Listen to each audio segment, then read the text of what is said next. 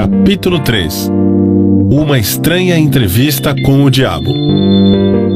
Enquanto você estiver lendo a entrevista com o diabo, você reconhecerá, a partir da breve descrição que dei da história da minha vida, o esforço desesperado do diabo em me calar antes que eu ganhasse reconhecimento público.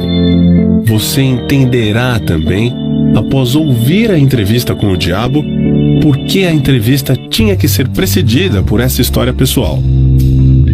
Antes que você comece a ouvir a entrevista, eu quero que você tenha uma noção bem clara do tipo de ataque que o diabo fez comigo. E lembre-se de que foi esse ataque final que afortunadamente virou o jogo, fazendo com que o diabo ficasse sem saída e tivesse que se confessar. Este trabalho do diabo começou com a crise de 1929. Através daquela feliz virada na roda da vida, perdi 600 acres nas montanhas de Catskill. Meus rendimentos foram a zero. O Hamarin National Bank, onde todos os meus fundos estavam depositados, quebrou. E com ele se foi todo o meu dinheiro.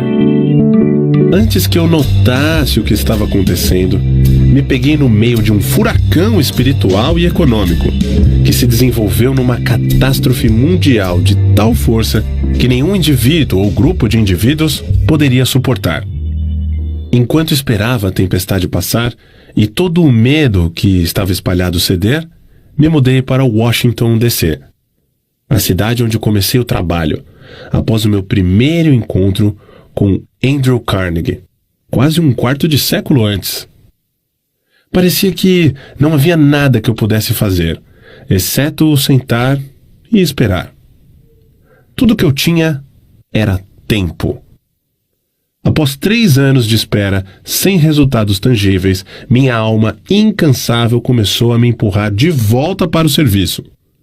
Havia muito poucas oportunidades para eu ensinar uma filosofia de sucesso, quando o mundo à minha volta estava no meio do mais abjeto fracasso e as mentes dos homens estavam preenchidas com o medo da pobreza.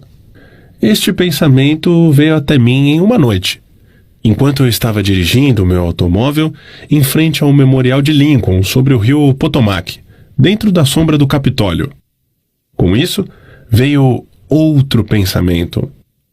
O mundo havia experimentado uma crise sem precedentes, através da qual nenhum ser humano tinha o menor controle. Com essa crise, veio até mim a oportunidade de testar a filosofia da autodeterminação, a organização a qual eu havia devotado boa parte da minha vida adulta. Uma vez mais, eu tinha a oportunidade de aprender se a minha filosofia era prática ou mera teoria. Notei também que aí estava a oportunidade de testar uma frase de minha autoria, a qual eu havia pronunciado centenas de vezes. Abre aspas. Toda adversidade traz consigo a semente de uma vantagem equivalente. Fecha aspas. Qual? Se há alguma? Eu me perguntei. Foi a vantagem de uma crise mundial para mim? Quando comecei a procurar por uma direção por onde eu poderia testar a minha filosofia, fiz a descoberta mais chocante da minha vida. Descobri que, através de alguma estranha força que eu não entendia, eu havia perdido minha coragem. Minha iniciativa tinha sido desmoralizada. Meu entusiasmo havia me enfraquecido. Pior do que tudo isso, eu estava envergonhado em me dar conta de que era o autor de uma filosofia de autodeterminação, porque lá no fundo do meu coração eu sabia, ou pensava que sabia, que eu não poderia fazer a minha própria filosofia me tirar do fundo do poço e, consequentemente, mudar a situação desesperadora na qual me encontrava. Enquanto eu lutava em um estado mental de total confusão e atordoamento, o diabo devia estar dançando de felicidade.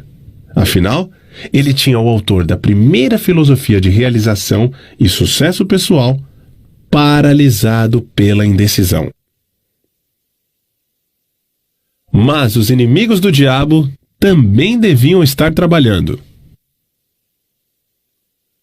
Enquanto eu estava sentado em frente ao Memorial Lincoln, revisando em retrospecto as circunstâncias que por muitas vezes elevaram-me grandes realizações, somente para logo depois me deixarem cair nas alturas equivalentes, um pensamento feliz chegou até mim.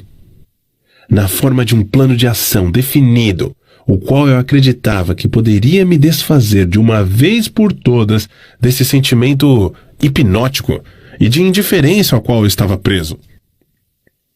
Na entrevista com o diabo, a exata natureza da força pela qual eu havia sido privado da minha iniciativa e da minha coragem foi revelada.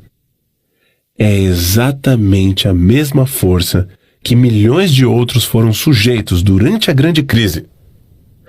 É a arma principal que o diabo utiliza para enredar e controlar os seres humanos. A essência desse novo pensamento que veio para mim era essa. Apesar do fato de eu ter aprendido com Andrew Carnegie e mais de 500 outros que tiveram sucessos profissionais e pessoais equivalentes, que realizações notáveis em todos os passos da vida vêm através da aplicação do Mastermind, a coordenação harmoniosa de duas ou mais mentes trabalhando para um mesmo objetivo, eu havia falhado em fazer tal aliança com o objetivo de colocar em prática o meu plano de revelar a primeira filosofia individual de sucesso para o mundo.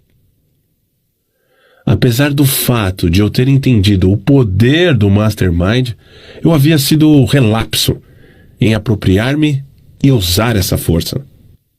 Eu estava trabalhando como um lobo solitário, em vez de associar-me com outras mentes superiores. Uma análise. Vamos agora, brevemente, analisar essa estranha entrevista que você está prestes a ouvir. Alguns irão perguntar após terminá-la: você realmente entrevistou o diabo? Ou você meramente entrevistou um diabo imaginário? Alguns, talvez, desejem a resposta a essa questão antes mesmo de começar a entrevista. Responderei da única e mais honesta maneira que poderia, dizendo que o diabo que entrevistei pode ter sido real, tanto quanto ele dizia ser, ou ele pode ter sido uma criação da minha própria imaginação. Seja lá o que ele fosse, real ou imaginário, é de muito pouca importância se comparado com a natureza e com o conteúdo das informações contidas na entrevista. A questão realmente importante é esta: a entrevista contém alguma informação que possa ser realmente útil para as pessoas que estão tentando achar os seus lugares no mundo? Se ela possui esse tipo de informação, não importa se está contida na forma de fato ou ficção. Então ela deve ser séria e cuidadosamente analisada por meio de uma leitura muito atenciosa. Eu não tenho a menor preocupação quanto à real fonte da informação ou quanto à real natureza do diabo, cuja história fantástica você está prestes a ouvir. Eu estou somente preocupado com o fato de que a confissão do diabo encaixa-se perfeitamente com o que eu tenho visto da vida. Acredito que a entrevista contém informações de benefícios práticos para todos aqueles que ainda não acharam a vida amigável. E a razão pela qual eu acredito nisso é que eu fiz com que o tema central desse livro me trouxesse toda a felicidade de que preciso, na forma que mais se encaixou na minha natureza. Eu tive o suficiente de experiências com os princípios mencionados pelo diabo, de tal forma que posso assegurar que eles farão exatamente o que ele diz que farão. Isso é suficiente para mim. Então, passo a história desta entrevista para você, para que seja lá de qual maneira consiga extrair dela o máximo possível de dividendos em termos financeiros e pessoais. Talvez você consiga grandes valores em termos financeiros, se você aceitar o diabo como sendo o que ele diz que é, baseando-se na sua mensagem, para seja lá o que for que ele possa lhe trazer, e que você consiga aplicar da melhor maneira possível, não se preocupando em saber quem é o diabo ou se realmente ele existe. Se você quiser minha honesta opinião pessoal, eu acredito que o diabo é realmente quem ele diz ser. Agora, vamos analisar a sua estranha confissão. Após forçar a sua entrada na consciência do diabo, o senhor humano começou a entrevista que o diabo não queria dar, com questões que ele não poderia deixar de responder. Aqui começa a entrevista com o diabo. Eu descobri o código secreto pelo qual tem acesso aos meus pensamentos. Vim para lhe fazer algumas perguntas muito simples. Exijo que você me forneça respostas diretas e verdadeiras. Você está pronto para a entrevista, senhor diabo?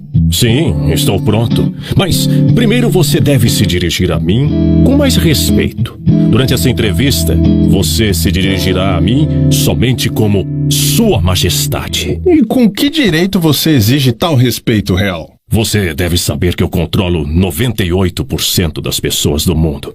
Você não acha que isso é motivo suficiente para me dar um título de realeza? Você tem prova do que está falando? Sim, tenho provas em abundância. No que consistem as suas provas? Consistem de muitas coisas. Se você quer respostas, você se dirigirá a mim como Sua Majestade. Algumas coisas você entenderá, outras não. Para que você entenda meu ponto de vista, descreverei a mim mesmo e corrigirei a falsa noção que as pessoas têm de mim e de onde eu habito. Essa é uma ótima ideia, Sua Majestade. Comece me contando onde você mora e então descreva a sua aparência física. Minha aparência física? Bem, meu querido senhor humano, eu não possuo um corpo físico. Um corpo físico me colocaria em desvantagem e seria um fardo que eu teria que carregar, tal como vocês, criaturas humanas, o carregam ao longo da vida. Eu consisto de energia negativa e vivo nas mentes das pessoas que têm medo de mim. Também ocupo metade de cada átomo da matéria física e cada unidade de energia mental e física. Talvez você entenda melhor a minha natureza se eu lhe disser que sou a porção negativa do átomo. Eu entendo o que você está querendo dizer. Você está preparando o terreno para dizer que, se não fosse por você, não haveria mundo. Nem estrelas, nem elétrons, nem átomos, nem seres humanos. Nada. Não é isso? Verdade, você está absolutamente certo. Bem, se você ocupa somente metade da energia e da matéria, quem ocupa a outra metade? A outra metade é ocupada pela minha oposição. Oposição? O que você quer dizer com isso? A oposição é o que vocês humanos chamam de Deus. Então, você divide o universo com Deus. É isso que você está dizendo? Não é o que eu estou dizendo, isso é um fato.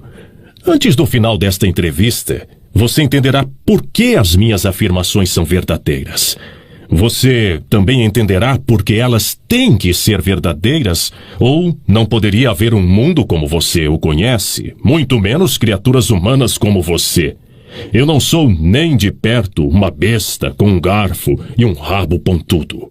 Mas você controla as mentes de 98 em cada 100 pessoas, você mesmo disse. Quem causa toda a miséria desses 98% do mundo controlados pelo diabo, se não é você? Eu não disse em momento algum que não sou a causa de toda a miséria do mundo.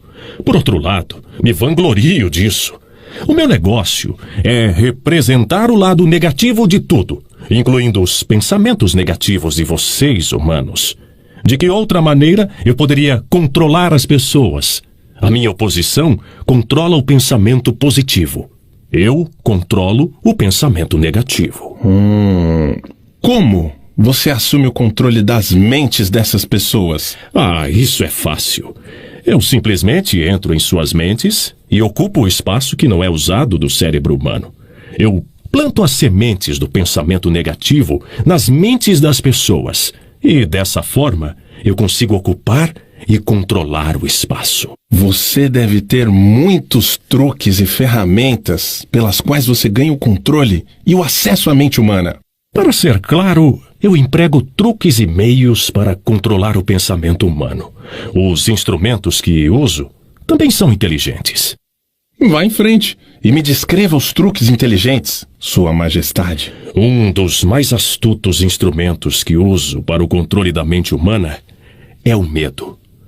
Planto a semente do medo nas mentes das pessoas e, conforme essas sementes germinam e crescem através do uso contínuo dos pensamentos negativos, controlo o espaço que elas ocupam.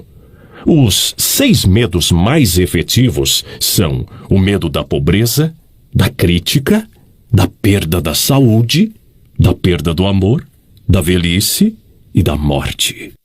Qual desses 6 medos mais o ajuda a assumir o controle, Sua Majestade? O primeiro e o último, pobreza e morte. Em um momento ou outro durante a vida, amarro as pessoas através de um deles, ou até de ambos. Planto esses medos nas mentes das pessoas de forma tão inexorável que elas acreditam que esses medos são sua própria criação. Realizo essa tarefa fazendo com que as pessoas acreditem que eu estou lá, esperando-as no portão de entrada da próxima vida, esperando para julgá-las e puni-las por toda a eternidade. É claro que eu não posso punir ninguém, exceto na própria mente dessa pessoa, através de alguma forma de medo. Mas medo daquilo que não existe é tão útil para mim quanto o medo daquilo que existe. Todas as formas de medo ampliam o espaço que ocupo na mente humana. Sua Majestade, você explicará como ganhou esse controle sobre os seres humanos? A história é muito longa para ser contada em poucas palavras. Tudo começou há mais de 1 milhão de anos, quando o primeiro homem começou a pensar. Até aquele momento, eu tinha o controle sobre todos os homens, mas inimigos meus descobriram o poder do pensamento positivo e o colocou nas mentes dos homens. Aí, então, começou uma batalha de minha parte para permanecer no controle. Até esse momento, eu tenho me saído muito bem, tendo perdido somente 2% das pessoas para a oposição. O que eu posso extrair da sua resposta é que os homens que pensam são seus inimigos. Isso está certo? Isso não está certo, mas está correto.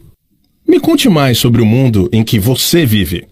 Vivo onde quer que eu escolha. O tempo e o espaço não existem para mim. Sou uma força que, para descrever melhor para você, deve ser considerada como energia. Meu lugar físico favorito, conforme lhe falei, são as mentes das pessoas. Controlo uma parte do espaço do cérebro de cada ser humano. A quantidade de espaço que eu ocupo na mente de cada indivíduo depende do quanto e de que tipo de pensamento essa pessoa mantém em sua mente. Conforme já lhe falei, não posso, sob nenhuma hipótese, controlar uma pessoa que pense. Você fala da sua oposição. O que você quer dizer com isso? O meu oponente controla todas as forças positivas do mundo, tal como o amor, a fé, a esperança e o otimismo. O meu oponente também controla os fatores positivos de todas as leis naturais do universo, as forças que mantêm a Terra e os planetas e todas as estrelas de forma harmônica nos seus devidos cursos. Mas essas forças são ínfimas em comparação com aquelas que operam na mente humana que está sob o meu controle. Como você pode ver, não tenho nenhuma intenção de controlar estrelas e planetas. Prefiro controlar as mentes humanas. Onde você adquiriu a força? E de que maneira você a mantém? Adquiro a minha força me apropriando do poder da mente dos humanos, conforme eles passam pelo portal no momento de suas mortes. 98 de cada 100 que voltam para o meu plano, vindo do plano da Terra, são assumidos por mim, e o poder de sua mente é acrescentado ao meu ser. Pego todos aqueles que vêm com qualquer forma de medo. Estou constantemente trabalhando, preparando as mentes das pessoas antes da morte, de tal forma que eu possa me apropriar delas quando voltarem para o meu plano. Você me dirá como você realiza efetivamente esse trabalho de preparar as mentes humanas, de tal forma que você possa ganhar o controle sobre elas? Tenho inúmeras maneiras de ganhar o controle das mentes humanas enquanto elas ainda estão no plano da Terra. A minha maior arma é a pobreza. Eu deliberadamente desencorajo as pessoas a acumular riqueza material porque a pobreza, em si mesma, tira a habilidade dos homens de pensar e os faz uma presa fácil para mim. Outro grande aliado meu é a doença. Um corpo doente desencoraja o pensamento. Aí então, tenho milhares de trabalhadores na Terra que me ajudam a ganhar o controle das mentes humanas. Tenho esses agentes estrategicamente colocados em todos os lugares, independentemente de raça, credo ou religião. Quem são seus maiores inimigos na Terra, Sua Majestade? Todos aqueles que inspiram as pessoas a pensar e agir de acordo com as suas próprias iniciativas são meus inimigos. Homens tais como Sócrates, Confúcio, Voltaire, Emerson, Thomas Paine e Abraham Lincoln. E você também não está me fazendo nenhum bem. É verdade que você usa homens que possuem grandes riquezas? Conforme já lhe falei, a pobreza é sempre minha aliada, porque ela desencoraja a livre expressão de pensamentos e encoraja o medo nas mentes dos homens. Alguns homens ricos servem à minha causa, enquanto outros me atrapalham muito, dependendo da forma como esta riqueza é utilizada. A fortuna do grande Rockefeller, por exemplo, é uma das minhas piores inimigas. Isso é interessante, Sua Majestade. Você pode me contar por que você teme a fortuna dos Rockefeller mais do que a das outras? O dinheiro de Rockefeller está sendo usado para isolar e conquistar a cura de doenças do corpo físico em várias partes do mundo. A doença sempre foi uma das minhas armas mais eficazes. O medo da doença só perde para o medo da pobreza. O dinheiro de Rockefeller está ajudando na descoberta de novos segredos da natureza em centenas de modos diferentes, onde todos esses meios estão sendo utilizados para ajudar homens a terem total controle sobre suas próprias mentes. Esses meios estão encorajando novos e melhores métodos de alimentação, de vestuário e habitação. Esse dinheiro está sendo usado para acabar com favelas nas grandes cidades, lugares onde meus aliados favoritos são encontrados. Está também financiando campanhas por governos melhores e ajudando a acabar com a desonestidade na política. Está colaborando para melhorar os padrões de negócios do mundo e encorajando homens de negócio a conduzirem suas empresas pela regra de ouro. E isso não é bom para a minha causa. O que você pode me dizer sobre garotos e garotas que as pessoas dizem que estão no caminho para o inferno? Você os controla também? Bem, eu posso responder essa questão somente com sim e não. Corrompi as mentes desses jovens, os ensinando a beber e a fumar, mas eles têm me surpreendido com uma tendência muito séria de pensar por si mesmos. Você diz que corrompeu as mentes dos jovens com álcool e cigarros. Consigo entender como a bebida alcoólica pode destruir o poder do pensamento independente. Mas não consigo enxergar de que forma os cigarros podem ajudar nessa sua causa. Você pode não saber, mas os cigarros quebram o poder da persistência. Eles destroem o poder da resistência, acabam com a habilidade de concentração. Eles matam e diminuem a imaginação e ajudam em muitos outros meios para que as pessoas não usem as suas mentes da forma mais efetiva. Você sabia que tenho milhões de pessoas, jovens e velhas de ambos os sexos, que fumam 2 maços de cigarro por dia? Isso significa que eu possuo milhões de pessoas que estão gradualmente destruindo seu poder de resistência. Um dia, adicionarei ao seu hábito de fumar cigarros, outros hábitos destruidores de pensamento, até o momento exato de ganhar o controle de suas mentes. Hábitos vêm em pares, em trios e em quartetos. Qualquer hábito que enfraqueça a força de vontade de uma pessoa também abre portas para outros hábitos negativos possuírem a mente dessa pessoa. O hábito do cigarro não somente diminui o poder de resistência, como também desencoraja a persistência, além de enfraquecer outras relações humanas. Nunca pensei que cigarros pudessem ser uma arma de destruição, Sua Majestade. Mas a sua explicação dá um novo enfoque no assunto. Quantos se entregam a esse hábito destrutivo de que você tanto se gaba? Eu estou orgulhoso dos meus números. Milhões agora são vítimas. E o número cresce dia a dia. Em breve, devo ter a maior parte do mundo entregue a esse hábito. Em milhares de famílias tenho seguidores desse hábito, incluindo cada membro da família. Garotos e garotas, muito jovens, estão se entregando a ele. Eles estão aprendendo como fumar apenas observando os seus pais, irmãos mais velhos e irmãs. Qual dos dois você considera a maior arma para ganhar o controle das mentes humanas? O cigarro ou a bebida? Sem hesitar, eu diria o cigarro. Uma vez que eu consiga que um jovem junte-se ao clube de 2 maços por dia, não tenho problema algum em induzir essa pessoa a começar a beber, a se esbaldar no sexo e todos os outros hábitos relacionados com a destruição do pensamento independente e da ação. Sua Majestade, quando comecei essa entrevista, eu tinha uma noção totalmente errada a seu respeito. Pensava que você era uma fraude e um tanto quanto irreal. Mas agora vejo que você é muito real e realmente muito poderoso. A sua desculpa é aceita, mas você não precisa se preocupar.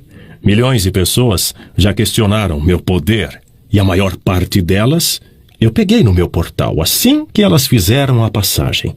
Não peço que ninguém acredite em mim. Prefiro que as pessoas tenham medo de mim. Não sou um mendigo. Consigo tudo o que eu quero pela inteligência e pela força. Mendigar para que as pessoas acreditem nos meus princípios não faz parte da minha natureza, e sim da minha oposição. Sua Majestade, por favor, me perdoe se eu estiver sendo rude, mas eu não seria capaz de me olhar no espelho novamente se não lhe dissesse, aqui e agora, que você realmente é uma desgraça. Por que se aproveita de pessoas inocentes? Sempre tive o conceito errado a seu respeito. Eu pensava que você era gentil o suficiente para deixar as pessoas em paz enquanto elas estivessem vivendo. Que você torturava suas almas somente após a morte.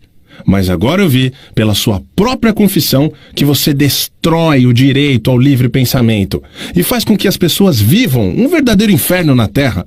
O que você tem a dizer em relação a isso? Eu consigo o que quero exercendo o autocontrole. Não é tão bom para minha causa, mas sugiro que você me imite em vez de me criticar. Você se auto-intitula um pensador, e você realmente é, pois, de outra forma, nunca teria me forçado a confessar minha natureza numa entrevista como esta. Mas você nunca será o tipo de pensador que me amedronta, a não ser que você consiga ganhar e exercer total controle sobre suas próprias emoções. Bem, vamos nos afastar desse assunto de personalidades. Vim aqui para aprender mais sobre você, e não para discutir ao meu respeito. Por favor, vamos em frente e me conte. Quais outros dos muitos truques que você tem para ganhar o controle da mente humana? Qual sua arma mais poderosa exatamente agora? Essa é uma questão difícil de responder. Tenho tantos meios e instrumentos para entrar e controlar as mentes humanas que é difícil dizer qual é o mais poderoso. Exatamente neste momento, estou tentando fazer uma nova guerra mundial. Os meus amigos aqui em Washington estão me ajudando a envolver os Estados Unidos nessa guerra.